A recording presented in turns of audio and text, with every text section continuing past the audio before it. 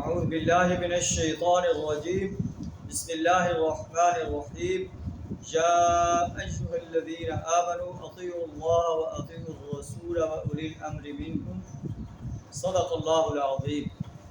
سورہ النساء کی آیت نمبر 59 کا ایک جزء آپ کے سامنے تلاوت کی ہے۔ اس آیت میں اللہ تعالیٰ ارشاد فرما رہا ہے کہ قانون سازی جو ہے وہ اللہ اور اس کے رسول صلی اللہ علیہ وسلم کی دی گئی رہنمائی کے مطابق جو بھی قانون بنایا جائے گا اس میں دیکھا جائے گا کہ اللہ کا قرآن کیا کہتا ہے، اس میں رسول صلی اللہ علیہ وسلم کی کیا رہنمائی۔ اگر قانون سازی اللہ اور اس کے رسول صلی اللہ علیہ وسلم کے احکامات کے برعکس ہوگی، اس کا مطلب ہے کہ ہم اللہ اور اس کے رسول صلی اللہ علیہ وسلم کی اطاعت نہیں کرتے۔ تو اگر اطاعت نہیں کریں گے تو پھر اللہ کے گرفت میں آ سکتے ہیں۔ تو اللہ فرماتا ہے کہ اے ایمان کا دعویٰ کرنے والے انسانوں، اطیعوا اللہ و اطیعوا الرسول، اللہ اور اس کے رسول صلی اللہ علیہ وسلم کی اطاعت کرو، واولی الامر منکم، اور تم میں سے جو حاکم ہیں ان کی بھی اطاعت کرو۔ یعنی حاکم مسلمانوں میں سے ہونے چاہیے، نان مسلم میں سے حاکم نہیں ہونا چاہیے۔ نان مسلم کی حاکمیت جو ہے وہ اسلام اس کو جو ہے نگیٹ کرتا ہے۔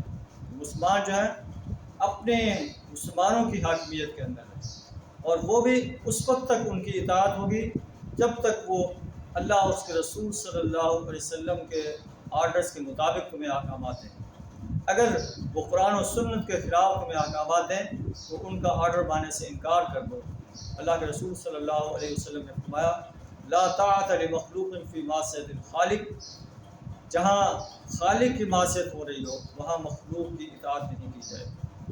فَإِن تَنَازَعْتُمْ فِي شَيْءٍ فَرُدُّوهُ إِلَى اللَّهِ وَالرَّسُولِ، اگر تمہارا کسی معاملے میں تنازع ہو جائے، کسی آرڈر کے بارے میں، کسی فیصلے کے بارے میں، قانون سازی کے بارے میں تنازع ہو جائے، فَرُدُّوهُ إِلَى اللَّهِ وَالرَّسُولِ، اسے اللہ اور اس کے رسول صلی اللہ علیہ وسلم کی طرف لوٹا دو۔ اللہ کا قرآن کیا کہتا ہے، اس کا رسول کیا کہتا ہے۔ ان کنتم تؤمنون باللہ والیوم الآخر، اگر تم اللہ اور یوم آخر پر ایمان رکھتے ہیں، اگر نہیں رکھتے تو پھر جو چاہو کرتے رہو۔ ذالک خیر واحسن تأویلا، یہ بہتر ہے اور انجام کے لحاظ سے بھی بہت حسین ہے۔